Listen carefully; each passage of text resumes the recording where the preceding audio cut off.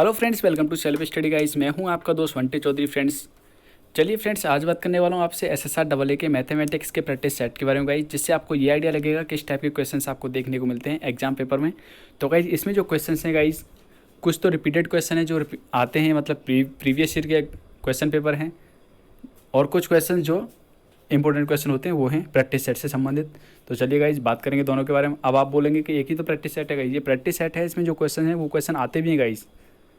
Practice set भी ऐसे नहीं बनाया जाता, वो क्वेश्चन प्रीवियस ईयर को लेके और साथ में जो क्वेश्चंस इंपॉर्टेंट होते हैं उन क्वेश्चनों को लेके बनाया जाता है।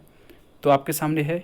तो चलिए फ्रेंड्स, अगर आप इस चैनल पर नए आए हैं तो प्लीज़ चैनल को सब्सक्राइब कर लीजिएगा, साथ ही अपने फ्रेंड्स के लिए शेयर कर दीजिएगा वीडियो को अभी, और बेल आइकन को क्लिक कर लीजिएगा जिससे नोटिफिकेशन मिलेगा गाइस सबसे पहले। फर्स्ट क्वेश्चन आपके सामने दे रखा है जिसमें आपसे बोल रहा है guys, S equal to 1 plus sine square theta plus sine की पावर 4 थीटा प्लस ऐसे ही सो ऑन, कहाँ तक दे रखा है, इन्फिनिटी तक। तो एस का मतलब आप समझ पा रहे हैं, एस का मान आपसे पूछ रहा है, मतलब इनका सम पूछ रहा है। सम क्या निकलेगा, तो थोड़ा सा कॉमन सेंस लगाएंगे अपना, तो आप इसे देख पाएंगे कि किस टाइप की इक्वेशन है ये, मतलब किस टाइप का क्वेश्चन है। तो यहाँ थोड़ा सा कॉमन सेंस लगाया तो आप यहाँ देख पाएंगे कि ये क्या है, एक जीपी सीरीज है। और जीपी सीरीज में आप जब निकालते हैं इन्फिनिटी टर्म का सम, तो क्या फॉर्मूला होता है, इसका फॉर्मूला होता है एस इन्फिनिटी इक्वल टू होता है ए अपॉन 1 माइनस आर। ये फॉर्मूला आपने पढ़ा होगा अच्छी तरह से जब सम निकालते हैं इन्फिनिटी टर्म्स का जीपी सीरीज के अंदर। क्लियर? तो लगाते हैं गाइस इस फॉर्मूले को, आंसर फाइंड करते हैं, देखते हैं क्या आता है। तो देखिए गाइस, आपके सामने ये क्वेश्चन दे रखा है, जहाँ आपसे बात कर रहा हूँ मैं, इन्फिनिटी तक दे रखा है और एस आपसे वैल्यू पूछ रहा है क्या है, एस की सम क्या होगा, एस का मतलब एस की वैल्यू क्या होगी। क्लियर? तो फ्रेंड्स आपको बता दूं, एसएसआर डबल ए में 25 क्वेश्चंस आते हैं, देखने को मिलते हैं। और यहीं बात करें आपसे एक्स ग्रुप के बारे में, तो एक्स ग्रुप का क्राइटेरिया अलग है एसएसआर से या डबल ए से। तो गाइस इसमें पर्टिकुलरली सब में पास होना ज़रूरी होता है। बात करूँगा आपसे एसएसआर के बारे में, डबल ए के बारे में, और नेगेटिव मार्किंग होती है गाइस, ये आपको पता होना चाहिए। नेगेटिव होती है 1/4 होती है गाइस, 1/4 मतलब अगर आपके 4 क्वेश्चन गलत होते हैं तो आपका एक जो सही वाला है उसका जो नंबर है कट जाएगा। क्लियर? मतलब 1/4 आपका हो रहा है, 4 क्वेश्चन गलत होने पर एक नंबर आपका सब्ट्रैक्ट मतलब माइनस हो जाएगा। चलिए, मैंने आपके सामने क्वेश्चन को लिख लिया, फॉर्मूला आपके सामने यहाँ लिख दिया है, तो आप यहाँ निकाल सकते हैं। आर की वैल्यू कैसे निकालेंगे, आर की वैल्यू आप निकालना जानते हैं आराम से। क्या करते हैं, फर्स्ट वाली टर्म को सेकंड वाली टर्म को फर्स्ट वाली टर्म से डिवाइड करके देखेंगे। ठीक है, मतलब या फिर इन दोनों को ले लो, अगले वाली टर्म को जो पीछे दे रखी है उस टर्म से क्या करेंगे, डिवाइड करेंगे, तो आपके पास निकल के आता है आर की वैल्यू ये निकल के आएगी। जब आर ये निकल के आया, ए आपके सामने दे रखा है, फॉर्मूला ये है आपके सामने, तो आप पुट कर दीजिए 1 अपॉन ये बनेगा। तो आपके सामने फॉर्मूला जहाँ मैंने लिख रखा है, sine square theta plus cos square theta equal to होता है 1। जब ये 1 होता है तो आप यहाँ से कॉस निकालेंगे तो ये बन के आता है 1 माइनस साइन स्क्वायर थीटा। तो 1 minus sine square theta equal to क्या पुट कर सकते हैं आप यहाँ पे, कॉस स्क्वायर थीटा। तो हमने कॉस स्क्वायर थीटा पुट किया, तो आप जानते हैं 1 upon cos theta equal to क्या होता है, सेक थीटा होता है। जब स्क्वायर लगेगा यहाँ पर तो स्क्वायर यहाँ पे भी गाइज आपके सामने आएगा, क्योंकि आपने ये फॉर्मूला अच्छी तरह से पढ़ा है। सेक थीटा इक्वल टू होता है 1 अपॉन कॉस थीटा। अगर आप यहाँ पे आप स्क्वायर लगाएंगे तो गाइज यहाँ पे भी आपका क्या लगेगा, स्क्वायर लगेगा। उम्मीद करते हैं क्लियर हो गया होगा। कोई डाउट है तो कमेंट करिएगा और वीडियो को शेयर कर दीजिए गाइज। तो गाइज नेक्स्ट क्वेश्चन आपसे पूछ रहा, सॉरी गाइज इसका आंसर देख लीजिए, आंसर इसका डी होगा। नेक्स्ट क्वेश्चन आपसे बात कर रहा है इसकी वैल्यू क्या होगी। तो सबसे पहले क्या करेंगे गाइज, आपको बता दूं कि यहाँ पे आप 10 के फॉर्मूले देख लीजिए। यहाँ देखा 2 10 इनवर्स, इसे मान लेता हूँ मैं x, तो x, तो इसका फॉर्मूला क्या होता था, आपके सामने फॉर्मूला होता था 10 इनवर्स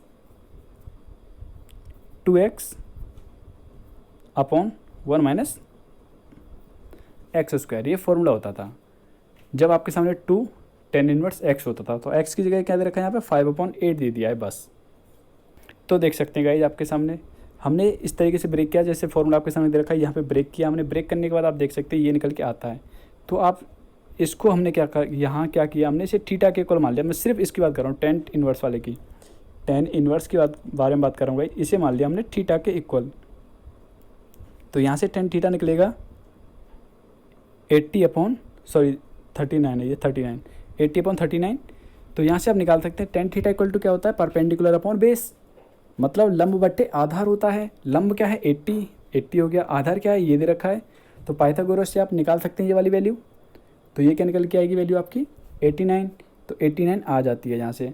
तो 89 आ जाती है तो साइन थीटा निकालूंगा, तो साइन थीटा क्या निकलेगा, साइन थीटा इक्वल टू निकला 80/89। तो यहाँ से थीटा की वैल्यू निकाली ये। तो गाइस आप देख सकते हैं हमने क्या माना था आपके सामने, tan इनवर्स 80/39 को मैंने किसके इक्वल माना था, थीटा के इक्वल। और यहाँ से जो वैल्यू निकाली ये थीटा के इक्वल है। तो गाइस थीटा इक्वल यही है, क्योंकि थीटा तो यही है। आप समझ सकते हैं ये 30 है तो ये भी क्या 30 होगा, ये भी 30 होगा। तो मतलब मैंने आपके सामने मान रखा ये क्या है, थीटा है। तो ये थीटा है तो ये भी थीटा गाइस, और ये भी थीटा है। तो मतलब ये सभी थीटा क्या है, इक्वल हैं। और जब ये सभी थीटा इक्वल हैं तो यहाँ से आप निकाल सकते हैं कि देखो यहाँ पे वैल्यू पुट कर दूंगा मैं 10 की जगह, यहाँ पे पुट कर दूंगा ये वैल्यू। तो पुट कर देता हूँ, यहाँ थीटा मान रखा तो थीटा की वैल्यू पुट कर दी, साइन से साइन हट गया तो आंसर आया आपका 80/89। तो गाइज आपका जो आंसर आ जाता है निकल के 80/89 आ जाता है निकल के। एक तरीका और कहता है गाइज, इसका दूसरा तरीका क्या होता है ये देख लीजिए। 2 tan इनवर्स x का फॉर्मूला मैंने आपको बता चुका हूँ।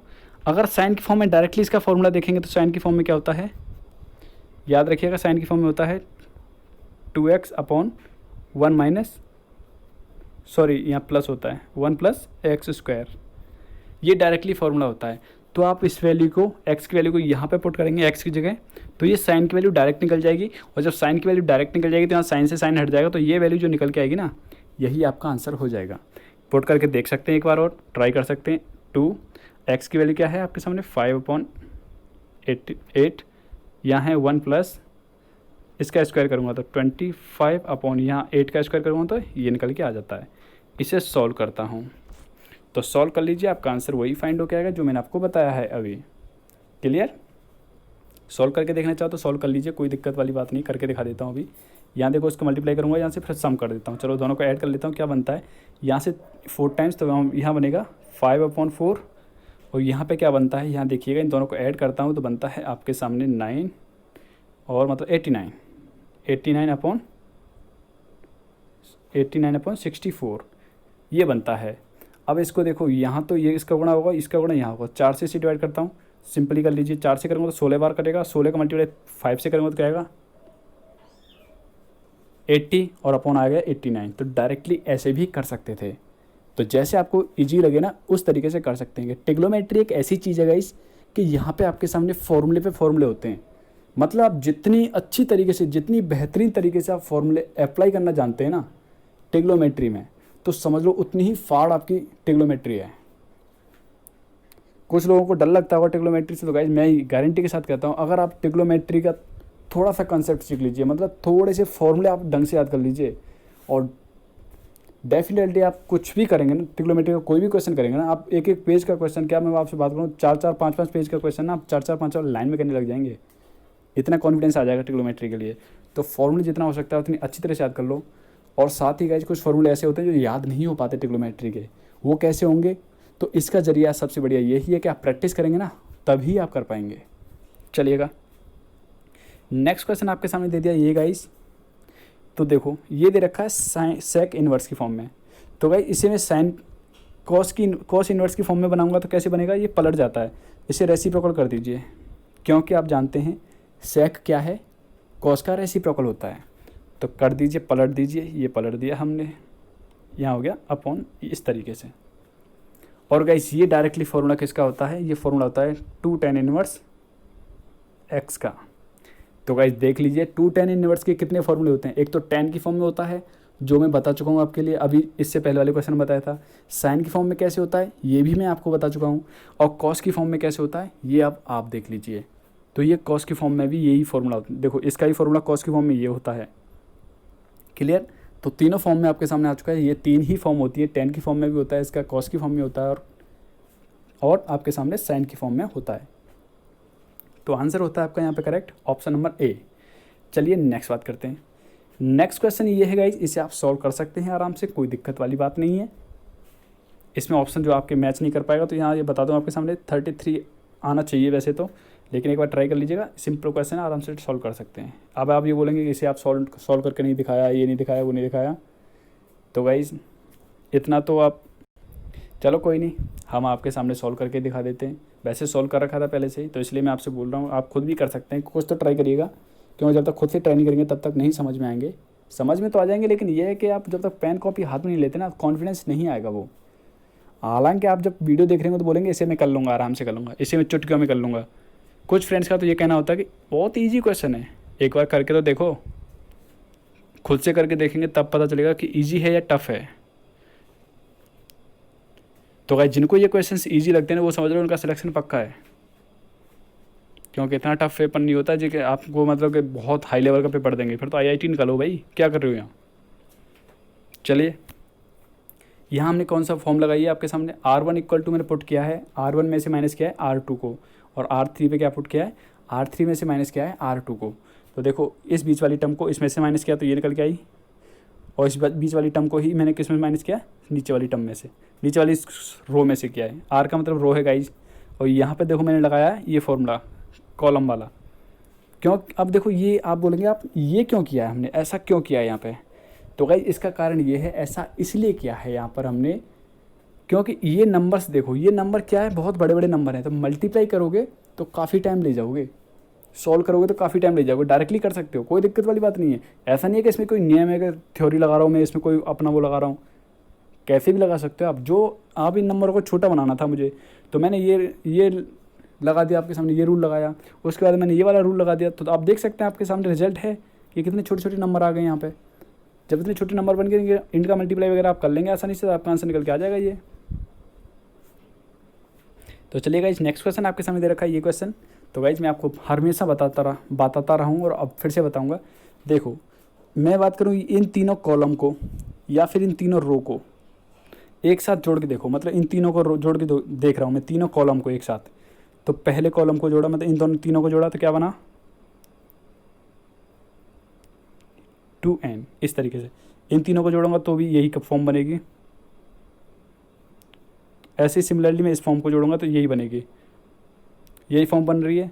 और जब भी गाइज आपके सामने बनती है ये वाली फॉर्म, मतलब ओमेगा और ओमेगा स्क्वायर इक्वल टू 0 होता है हमेशा।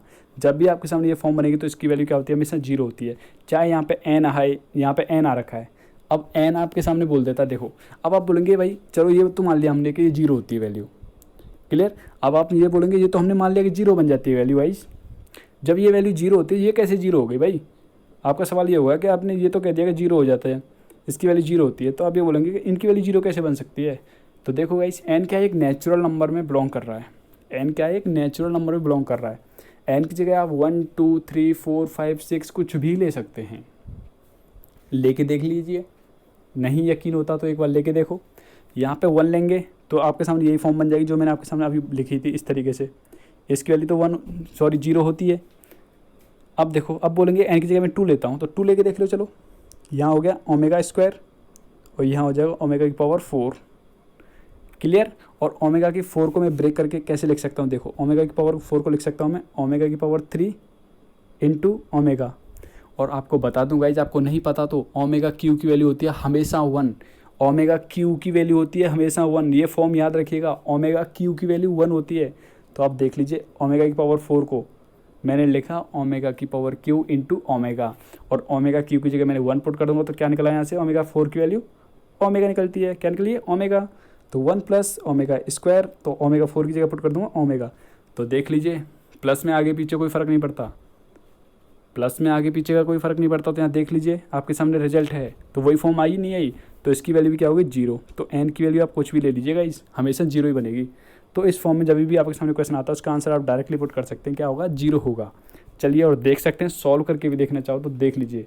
मैं तो आपके सामने ईजी तरीका देने की कोशिश करता हूँ जिससे आपको आंसर आपको डायरेक्टली मिले। देख लीजिए आपके सामने मैंने लिख रखा है। तो मैंने क्या किया है, किसी एक कॉलम की जगह, मतलब मैंने क्या किया, फर्स्ट कॉलम की जगह मैंने क्या किया, इन तीनों कॉलमों को ऐड कर लिया एक साथ ही। तीनों कॉलम को ऐड किया तो एक कॉलम क्या आ गया, ये आ गया, बाकी का दूसरा ये रहा और ये रहा तीसरा। देखो यूँ का त्यों है।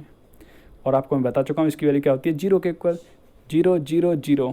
तो इसकी आंसर क्या होगा, जब कोई किसी भी, याद रखना, किसी भी मैट्रिक्स में अगर किसी भी रो के या किसी कॉलम के सारे एलिमेंट, मतलब आपके सामने ये देखा सारे एलिमेंट 0 0 हैं, या फिर आपके सामने में बोलता है इस तरीके से, या पूरी रो के जो हैं एलिमेंट 0 0 हैं किसी भी एक के, ऐसा नहीं है कि यहाँ पे आप बोल रहे हैं कि यहाँ पे बोल रहे हैं कि आपके सामने यहाँ 0 दे रखा है, 1 0 यहाँ, 1 0 यहाँ है, ऐसे नहीं।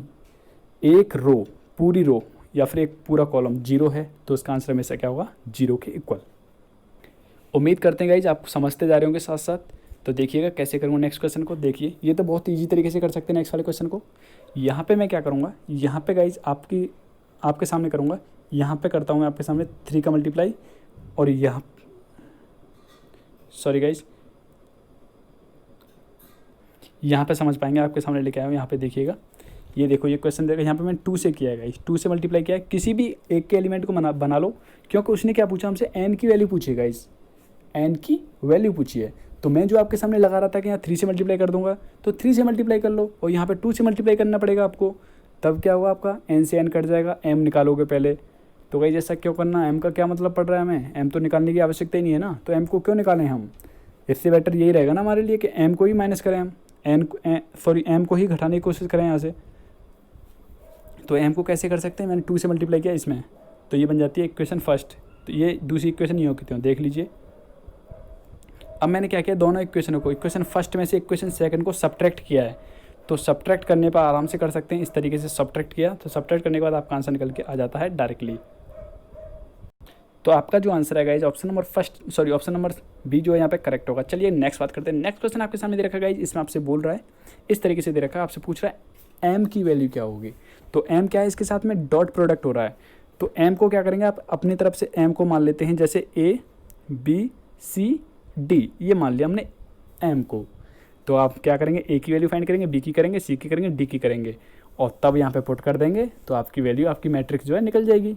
चलिए कैसे फाइंड करेंगे इसे। तो गाइस यहाँ पे आप देख सकते हैं, आपके सामने क्वेश्चन को हमने लिख लिया है और लेट कर लिया हमने m को a b c और d इस तरीके से। तो अब देखो यहाँ पे देख सकते हैं, क्योंकि डॉट प्रोडक्ट में थी तो हमने भी ऐसे ही रख दिया, और रखने के बाद अब देखो इसका मल्टीप्लाई हमने इसके साथ में किया, इस मैट्रिक्स के साथ में, तो ये इक्वेशन निकल के आती है इस तरीके से। इक्वल में आपके सामने पहले से ऑलरेडी दे रखा है, ये दे रखा। और कंपेरिजन करेंगे तो मतलब इसका कंपेरिजन 4 के साथ में इक्वेशन फर्स्ट, इसका कंपेरिजन 2 के साथ में इक्वेशन थर्ड देख लीजिए, इसका कंपेरिजन 1 के साथ में इक्वेशन सेकंड, इसका कंपेरिजन इसके साथ में तो इक्वेशन 4। तो मैं क्या करूँगा, अब दोनों को सिंप्लीफाई करके देख लीजिए कैसे। यहाँ से सिंप्लीफाई किया, मतलब इन दोनों को जोड़ा, इन दोनों को ऐड किया मैंने, इक्वेशन फर्स्ट और सेकंड को ऐड कर रहा हूँ, तो a की वैल्यू निकल के आती है 1। तो a की वैल्यू 1 को आप किसी भी इक्वेशन में पुट कर लो इनमें से, तो b की वैल्यू फाइंड हो जाएगी। सिमिलरली यहाँ से फाइंड कर लेंगे c की और d की, दोनों की वैल्यू फाइंड कर लेंगे, तो आपकी मैट्रिक्स क्या निकलती है, देखो a क्या निकला 1, तो 1 पुट कर दिया, b क्या निकला 1 देख लीजिए, c क्या निकला 1 पुट कर दिया, और d क्या निकला -1, तो ये पुट कर दिया। तो उम्मीद करता हूँ क्लियर हो गया होगा। तो गाइज यहाँ पे जो आपका ऑप्शन होगा, ऑप्शन नंबर डी जो है, ऑप्शन नंबर सी जो यहाँ पे करेक्ट है, ऑप्शन नंबर सी जो आपके यहाँ पे करेक्ट है। नेक्स्ट बात करते हैं, नेक्स्ट क्वेश्चन आपके सामने दे रखा है, ये मैट्रिक्स दे रखी है, कोई मान लेते हैं इसे ए कोई मैट्रिक्स है, उसने बोला है ए इनवर्स का कोई अस्तित्व नहीं है, तो ए इनवर्स का कोई अस्तित्व नहीं है, तो इसका मतलब क्या होता है, इसका मतलब एक ही होता है कि इसका मॉड क्या होता है 0 के इक्वल। तो बस इस पर मॉड लगा दीजिए और 0 के इक्वल पुट कर दीजिए, आपकी लैम्बडा की वैल्यू निकल जाएगी। तो लैम्बडा की वैल्यू ही फाइंड करनी है। तो देखिए गाइस, आपके सामने क्वेश्चन को हमने लिख लिया है, यहाँ देख सकते हैं मैं क्या कर रहा हूँ, यहाँ पे ए इनवर्स की वैल्यू फाइंड कर रहा हूँ। ए इनवर्स अस्तित्व तो नहीं है, तो इसका मतलब क्या होता है, मॉड ए क्या होगा 0 के इक्वल होगा। तो मॉड ए 0 के इक्वल होगा, तो हमने यहाँ पुट कर दिया है मॉड की फॉर्म में। तो हमने जैसे सिंप्लीफाई करना जानते हैं इतना, तो सिंप्लीफाई करेंगे तो यहाँ से लैम्बडा की वैल्यू फाइंड करेंगे, तो देखेंगे कि आपके पास लैम्बडा की वैल्यू निकल के आती है -3। उम्मीद करता हूँ क्लियर हो गया होगा। कोई डाउट रह जाता तो प्लीज़ कमेंट करिएगा, और साथ साथ गाइस वीडियो को लाइक करते जाइएगा और अपने फ्रेंड्स के लिए शेयर कर दीजिएगा। देखिएगा ऑप्शन नंबर आपका बी जो है करेक्ट होगा। तो गाइस इसी टाइप के क्वेश्चंस आपको ऐसे साथ डबल ए में देखने को मिलेंगे, तो इस चीज़ की चिंता ना करें कि क्वेश्चन इतना लेवल हाई है, टफ है, लो है। तो गाइस लेवल मीडियम होता है। चलिए नेक्स्ट क्वेश्चन आपके सामने दे रखा है एफ एक्स प्लस 1/x दे रखा है आपके सामने x² प्लस 1/x² के इक्वल। तो आपसे पूछ रहा है एफ एक्स की वैल्यू क्या होगी। तो देखो इसमें थोड़ा स्मार्ट वर्क करेंगे तो तभी आप इसे निकाल पाएंगे। देखिए कैसे, तो देख सकते हैं गाइज आपके सामने हमने क्या किया, यहाँ पे अपनी तरफ से टू यहाँ पे ऐड किया है, टू ही हमने क्या किया यहाँ से सब्ट्रैक्ट किया है। टू हमने क्या किया, ऐड किया, टू ही सब्ट्रैक्ट किया। अब ऐसा क्यों किया है, क्योंकि हमने क्या बनाया, ये होल स्क्वायर बनाया है, तो होल स्क्वायर बना लिया है। अब आप क्या करेंगे, इसको पूरे को मान लेते हैं हम कैपिटल एक्स के इक्वल। तो जैसे ही मैं इसे इसकी जगह पुट करूँगा कैपिटल एक्स, तो देख सकते हैं कैपिटल एक्स पुट कर दिया, तो यहाँ भी क्या करना पड़ेगा, कैपिटल एक्स, तो निकल के आ गया आपके सामने एफ एक्स। देखा क्या आंसर आया आपका, एक्स स्क्वायर माइनस 2 आया, एक्स स्क्वायर माइनस 2 आया, क्योंकि प्लस वाला हमने 2 यहाँ पे यूज कर दिया है इसके साथ। तो गाइस आपका जो आंसर होगा यहाँ पे कौन सा करेक्ट होगा, ऑप्शन नंबर सी जो यहाँ पे करेक्ट होगा। नेक्स्ट बात करते हैं, नेक्स्ट क्वेश्चन आपसे पूछ रहा है इसका प्रांत क्या होगा। तो देखिए समझने वाले समझ जाएंगे इसका प्रांत कैसे फाइंड होगा। आप जानते हैं इसका प्रांत के बारे में बात करूँ, साइन इनवर्स के बारे में, तो क्या होता है इसका प्रांत, ये होता है 1 से लेके यहाँ तक, क्लियर। तो मतलब एक्स कहाँ बिलोंग कर रहा है, इसमें बिलोंग करेगा, लेकिन इसमें तो जीरो भी आएगा गाइस, क्योंकि इसमें जीरो भी इंक्लूड होगा। इसमें क्या है, जीरो भी इंक्लूड होगा, क्योंकि उसने क्या बोला, -1 से 1 के बीच में, क्या कह रहा है, -1 से +1 का, ठीक है, इनके बीच में इसकी वैल्यू रहती है, मतलब इन पर रहती है या फिर इनके बीच में वैल्यू रहती है। इसका मतलब यही तो होता है, क्योंकि आप जानते हैं साइन की वैल्यू या तो नेगेटिव -1 होती है मिनिमम, और मैक्सिमम क्या होती है इसकी, +1 होती है, यही होती है। तो आप समझ सकते हैं इसके बीच में जीरो भी पड़ेगा गाइज, और जीरो भी पड़ेगा तो हम क्या करेंगे, इसमें जीरो को इंक्लूड नहीं करेंगे गाइज। क्यों नहीं करेंगे, क्योंकि नीचे क्या दे रखा है एक्स, और एक्स कहाँ बिलोंग कर रहा है, इस सेट के अंदर। जब इस सेट के अंदर इस इंटरवल के अंदर लाई कर रहा है आपका एक्स, तो गाइज यहाँ से हमको क्या करना पड़ेगा, इसमें से जीरो को सब्ट्रैक्ट करना पड़ेगा। जीरो को क्यों सब्ट्रैक्ट करना है, क्योंकि आप नीचे देख सकते हैं अपॉन की फॉर्म में क्या दे रखा है एक्स, और एक्स की वैल्यू नीचे कभी जीरो नहीं लेनी है। ऐसा नंबर कोई नहीं लेना होता है एक्स का कि यहाँ पे जीरो आ जाए वैल्यू एक्स की, क्योंकि अगर आपने नीचे वैल्यू जीरो आ गई तो आपका क्या बन जाएगी, अनडिफाइंड हो जाएगी कंडीशन, क्या हो जाएगी, अनडिफाइंड हो जाएगी। इसकी वैल्यू क्या आ जाएगी, फिर इन्फिनिटी बन जाएगी, जो कि आपके लिए सही बात नहीं है। तो इसलिए क्या करेंगे, यहाँ पे एक्स को नहीं लेंगे। हाँ, केवल और केवल सिर्फ साइन इनवर्स एक्स दे रखा होता तो आपका यही ऑप्शन करेक्ट होता, इसकी कोई ज़रूरत नहीं थी लिखने की। लेकिन यहाँ पे अपॉन में एक्स दे रखा है, क्योंकि आप जानते हैं नीचे हमारी जीरो वैल्यू नहीं लेनी होती, तो जीरो वैल्यू नहीं लेनी थी, तो आप देख सकते हैं इसके अकॉर्डिंग ऑप्शन नंबर सी जो है आपका यहाँ पे करेक्ट होना चाहिए। तो ऑप्शन नंबर सी ही आपका यहाँ पे क्या होगा, करेक्ट होगा। नेक्स्ट बात करते हैं, नेक्स्ट का क्वेश्चन आपसे पूछ रहा है, इसका आर्गुमेंट पूछ रहा है कैसे फाइंड करेंगे। तो आप जानते हैं थीटा इक्वल टू क्या होता है, tan inverse y upon x. तो tan इनवर्स y की वैल्यू क्या है, √3, और अपॉन में -1, तो -1 की वजह से क्या बन जाएगा, यहाँ पे माइनस आ जाएगा, माइनस का √3 बन जाता है। तो मतलब सिंपली बात करूँ तो tan थीटा इक्वल टू आता है -√3, और -√3 कब बनता है गाइज, ये होता है tan थीटा। तो ये होता है गाइज, किसकी वैल्यू होती है, tan में वैल्यू होती है, tan कर देंगे आप यहाँ पर 180 माइनस, ये क्या है, tan किसकी वैल्यू होती है, √3, ये वैल्यू होती है गाइज π/3 की वैल्यू tan की फॉर्म में। तो आप इसमें से सब्ट्रैक्ट कर लीजिए, तो आपका जो आंसर निकल के आ रहा है ऑप्शन नंबर बी जो यहाँ पे करेक्ट होगा। तो tan से tan हट जाएगा, तो थीटा की वैल्यू निकल के आएगी π-π/3, तो माइनस करेंगे तो निकल के क्या आता है, निकल के यहाँ से देखिएगा, पाई में से माइनस करता हूँ π/3, तो 3 आता है एलसीएम, तो यहाँ से आएगा 3π और माइनस होगा पाई, तो निकल के आ जाएगा 2π/3। जिनकी समझ में नहीं आया होगा अब वो क्लियर हो गया होगा, तो ऑप्शन नंबर बी जो आपका करेक्ट होगा यहाँ पर। और जो गाइस ऐसे नहीं समझें तो यहाँ समझ लीजिए, यहाँ आपको आराम से और क्लियर हो जाएगा। देख लीजिए आपके सामने लिख के भी बता दिया है किस तरीके से निकालेंगे इसको, तो निकल के आ जाता है आपका आंसर ये। उम्मीद करता हूँ अब तो आपको क्लियर हो गया होगा। तो गाइस नेक्स्ट क्वेश्चन देखिएगा, नेक्स्ट क्वेश्चन बहुत ही अच्छा क्वेश्चन है गाइस, इसे बोलते हैं लेवल। जिसे आप जो फ्रेंड्स बोल रहे थे कि लेवल नहीं है, लेवल नहीं है, तो गाइस ज़रूरी नहीं होता कि टफ क्वेश्चन को देख के आप बोलेंगे लेवल होता है। क्वेश्चन ऐसे भी होते हैं कि लॉन्ग होते हैं लेकिन टाइम बहुत खा जाते हैं, मतलब इजी होते हैं टाइम बहुत खाते हैं, तो उसे आप क्या समझते हैं, उसे देख के आप समझते हैं बहुत अच्छा क्वेश्चन है, बहुत इजी क्वेश्चन है। तो गाइस ये भी तो देखो टाइम कितना खा रहा है वो, तो टाइम खाने वाला क्वेश्चन भी इजी होने के बावजूद भी आपके लिए ख़तरनाक होता है। तो इसीलिए भले ही टफ क्वेश्चन है लेकिन अगर उसका आंसर इतनी जल्दी फाइंड होता है ना, वही आपके लिए बढ़िया है। चलिएगा, इसने कहा है आपसे क्वेश्चन में समांतर श्रेणी के प्रथम p पदों का योग, तो मतलब p पदों का योग निकालते हैं sp, समांतर श्रेणी का क्या होगा, किसके इक्वल है, q के इक्वल। और यहीं आपसे पूछ रहा है प्रारंभ से, मतलब प्रथम से q पदों का योगफल क्या दे रखा है, ये p के इक्वल है, और आपसे फाइंड करवा रहा है sp प्लस q, मतलब p प्लस q का सम आपसे फाइंड करवा रहा है, मतलब प्रथम से लेके p प्लस q तक की वैल्यू का सम क्या होगा ये आपसे पूछ रहा है। तो चलिए फाइंड करते हैं ये भी। तो गाइस देखिएगा टफ क्वेश्चन है तो इसका याद कर लें तो ज़्यादा बेटर रहेगा इसको, क्योंकि इसी फॉर्म में आता है। हमेशा आपको इसी फॉर्म में करना पड़ेगा। लेकिन एक ही चेंज आपको देखने को मिलता है, क्या मिलता है ये भी मैं आपको बता देता हूँ। कभी कभी P और Q की जगह देखने को मिल जाता है N और M, मतलब कोई दूसरे अल्फ़ाबेट भी आपको देखने को मिल सकते हैं। सिंपल बात ये है आपके सामने। चलिए मैंने आपको सामने लिख लिया है यहाँ पे। इसने बोला था P पदों का योगफल क्या है, Q के इक्वल। तो आप जानते हैं जब SN निकालते थे तो क्या निकालते थे, N/2 2A plus N-1 D, ये होता था फॉर्मूला साउंड निकालने के लिए, फॉर्मूला समांतर श्रेणी के अंदर। तो यही तो बात कह रहा है यहाँ पे। तो यहाँ P दे रखा तो हम P वाला फॉर्म लगा देंगे, equation first, similarly equation second, और आपसे पूछ रहा है इसकी वैल्यू, तो इसका आंसर आपसे पूछ रहा है क्या निकल के आएगा। इसे मान लिया इक्वेशन थर्ड। अब देखो क्या करूँगा, इक्वेशन सेकंड में से इक्वेशन फर्स्ट में से इक्वेशन सेकंड को सब्ट्रैक्ट कर दिया, मतलब माइनस कर दिया। तो माइनस करने के बाद देख सकते हैं ये कंडीशन आएगी आपके सामने। ये जो 2 देखिए, ये 2 यहाँ पे भी कॉमन है, यहाँ पे भी कॉमन है। तो अगर मैं 2 का मल्टीप्लाई यहाँ कर दूँ तो यहाँ भी करना पड़ेगा और यहाँ भी करना पड़ेगा। 2 से 2 कट गया, 2 से 2 कट गया। इस तरीके से देख सकते हैं ये बन के आती है इक्वेशन। यहाँ से हमने कॉमन ले लिया, देखो यहाँ से कॉमन लूँगा तो इसका P का मल्टीप्लाई 2A के साथ में होगा और साथ में Q का मल्टीप्लाई भी 2A के साथ में होगा। तो यहाँ से 2A कॉमन ले लिया तो बनता है आपके सामने P माइनस Q। एक बार खुद अपने हाथ से करके देखिएगा तभी ही आपको समझ में आएगा, वरना ऐसे समझ में नहीं आएगा। यहाँ देखो, यहाँ पे D कॉमन है इसमें भी और D इसमें भी कॉमन है, तो D कॉमन एक जैसा है, तो दोनों में से कॉमन निकाला तो इस तरह की कंडीशन आ जाती है आपके सामने। जब मल्टीप्लाई वगैरह करता हूँ तो ये निकल के आया आपके सामने। अब मैंने क्या किया, स्क्वायर वाले एक साथ रख लिए, बाकी का यूँ का त्यों।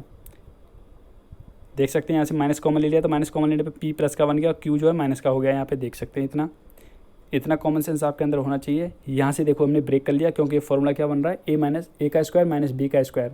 तो क्या होता था, A minus B into A plus B। आपने फॉर्मूला पढ़ा है ना, A square minus B square equal to क्या होता था, A minus B into A plus B, ये फॉर्मूला होता था। क्लियर। तो हमने यहाँ ब्रेक कर लिया है इस तरीके से। तो यहाँ से कॉमन देखो, ये भी यहाँ कॉमन है, ये भी कॉमन है, ये भी कॉमन है। तो यहाँ भी देखो कॉमन बाहर निकाले, निकल के आ जाता है। तो कॉमन बाहर निकाले तो देखो यहाँ ये बचता है, बाकी का ये तो कॉमन निकल गया, ये भी कॉमन निकल गया, यहाँ 1 बचेगा। तो ये निकल के आया आपके सामने इस तरीके से। D मल्टीप्लाई में है आपके सामने। क्लियर, इतना क्लियर हो गया वो तो देख लीजिए। 2 को क्या कर दिया मैंने, डिवाइड में लेके आ गया यहाँ पर। लेकिन अब आप बोलेंगे ये तो बन जाती है फॉर्म, बन गई फॉर्म। लेकिन नहीं गाइज, उसने पूछा था P plus Q, P minus Q नहीं, उसने पूछा था P प्लस Q। क्लियर। तो देखो हम क्या करेंगे, यहाँ से अगर माइनस कॉमन ले लूँ इधर से, तो माइनस कॉमन लूँगा यहाँ से, सिर्फ यहाँ से बात कर रहा हूँ। तो क्या बनेगी कंडीशन, ऐसे बन सकती है, पलट सकते हैं ये। तब ये पलट सकते हैं तो देख लीजिए ये और ये आपस में कट जाएंगे, तो बनेगी ये फॉर्म। जब ये फॉर्म आ जाती है तो हम क्या करेंगे, अपनी तरफ से मल्टीप्लाई किया मैंने P प्लस Q का मल्टीप्लाई दोनों साइड में, बोथ साइड में मैंने मल्टीप्लाई किया है। यहाँ भी किया है P प्लस Q का और P प्लस Q का यहाँ भी करूँगा। तो देखो क्या बन जाती है फॉर्म, ये बन जाती है फॉर्म इधर और ये इधर बनती है। तो आप समझ सकते हैं इक्वेशन थर्ड से देखो, यहाँ पे इक्वेशन थर्ड यही थी कि नहीं थी, ये थी या नहीं थी, ये देखो। और ये किसके इक्वल था, SP प्लस Q के इक्वल। तो आपकी वैल्यू क्या निकल के आती है आंसर यहाँ से, माइनस का P प्लस Q। तो इसे याद कर लीजिए, क्योंकि ये क्वेश्चन आता है, देखने को मिलता है। एक 2-3 बार इसे ट्राई करेंगे तो आपको याद हो जाएगा आराम से, क्योंकि आप सोचेगा ऐसे रट्टा मान लो, तो ऐसे रट्टा नहीं जाएगा गाइज आपसे। अगर इसको ढंग से समझ लें, कर लें तो ज़्यादा बेटर रहेगा, क्योंकि जिनकी फास्ट कैलकुलेशन वो आराम से कर पाएंगे। मैं तो ये कह रहा हूँ गाइज, जिनकी फास्ट कैलकुलेशन है, जिनकी प्रैक्टिस अच्छी है, तो वो डायरेक्टली आपको बता दूँ इस स्टेप पे पहुँचेंगे। डायरेक्टली कौन से स्टेप पे आएंगे, सीधे के सीधे वो इस स्टेप पे आएंगे डायरेक्टली। जिनके अंदर थोड़ा भी दिमाग है, थोड़ा भी आप नॉलेज को यूज़ करके अपनी को, तो इतना यहाँ पे पहुँचेंगे डायरेक्टली। और यहाँ पहुँचने के बाद आप, जो बंदा यहाँ पहुँच जाता है डायरेक्ट, वो यहाँ पे पहुँचेगा डायरेक्टली इस पॉइंट पर। और इस पॉइंट पर पहुँचने के बाद सीधा यहाँ काट भी सकता है इसे, और फिर यहाँ के बाद में वो डायरेक्टली बंदा यहाँ पहुँच सकता है, इसलिए डायरेक्टली फॉर्मूला बन जाएगा। तो आपका जो ऑप्शन होगा, ऑप्शन नंबर C जो यहाँ पे करेक्ट होगा। तो उम्मीद करते हैं गाइज आपको वीडियो पसंद आएगा। आज के लिए इतना ही रखते हैं। नेक्स्ट वीडियो में आपके सामने लेके आएंगे इसका आगे वाला जो प्रैक्टिस सेट बचा हुआ है। क्वेश्चन में एक बार आपको दिखा देता हूँ कि आपको सॉल्व करके लाने अपनी तरफ से करने हैं, और कितने सही हैं कितने गलत हैं ये आप देख लीजिएगा, कमेंट करके हमें बताइएगा। देखो फर्स्ट देख लीजिए, 13, 14, 15 पूरे 25 क्वेश्चन है गाइज आपके सामने। स्क्रीनशॉट ले लीजिएगा जिससे आपको कोई तकलीफ़ ना हो। हाँ गाइज, मैं आपको बता दूं यहाँ पे एक और बात, कि आप ये ना सोचें कि आपका ऑप्शंस में कोई मैच नहीं कर रहा है, क्योंकि कभी कभी आपको पता है कि ऑप्शन गलत देखने को मिल जाते हैं। ये प्रैक्टिस सेट है गाइज, यहाँ पे ऑप्शन गलत हो सकता है, लेकिन आपको क्वेश्चन पेपर जो आपके सामने वहाँ आएगा वहाँ पे कोई मिस्टेक नहीं मिलेगी। अगर कोई मिलती है मिस्टेक तो गाइज आपको ये पता होना चाहिए कि उसका नंबर मिलता है, एडिशनल मार्क्स मिलते हैं, लेकिन ऐसा नहीं होता कि वहाँ पे पेपर में कोई गलती दें, वहाँ पे कोई मिस्टेक नहीं देखने को मिलती। और गाइस जो बंदे हिंदी वाले हैं, जो हिंदी मीडियम को पढ़ते हैं, हिंदी मीडियम में पढ़ते हैं, जिनको हिंदी आती है, तो गाइस उनको बता दूं कि कभी भी आपके सामने कोई क्वेश्चन गलत आ जाता है, जैसे हिंदी में कोई गलत प्रिंट हो रखा है और इंग्लिश में सही है, तो गाइस वो गलत नहीं माना जाएगा। ये प्रॉब्लम आपकी है। उनका सीधा सीधा लिखा रहता है जब आप एंट्री करते हैं उसमें कि आपका कोई क्वेश्चन इसमें हिंदी में गलत है और इंग्लिश में सही है, तो इंग्लिश वाले को ही सही माना जाएगा, उसके अकॉर्डिंग ही चला जाएगा, मतलब आपके इंग्लिश के अकॉर्डिंग ही चला जाएगा। अगर हिंदी में आपका कुछ भी लिखा आ जाए कोई फ़र्क नहीं पड़ता उन्हें, अगर हिंदी में गलत है कोई फ़र्क नहीं पड़ रहा, इंग्लिश में सही होना चाहिए। और इंग्लिश में गलत हो गया तो हिंदी में भले सही हो चाहे नहीं हो, कोई फ़र्क नहीं पड़ता, इंग्लिश में गलत है तो गलत है क्वेश्चन। क्लियर? सब्जेक्ट की बात नहीं कर रहा, इंग्लिश लैंग्वेज की बात कर रहा हूँ। तो उम्मीद करते हैं वीडियो पसंद आएगा। अगर आपको वीडियो पसंद आए तो लाइक करिएगा, साथ ही अपने फ्रेंड्स के लिए शेयर करिएगा, और अगर आप इस चैनल पर नए थे तो प्लीज़ चैनल को सब्सक्राइब करके जाइएगा और साथ ही अपने बेल आइकन को क्लिक कर लीजिएगा, जिससे नोटिफिकेशन मिलेगा आपको सबसे पहले। जय हिंद, जय भारत।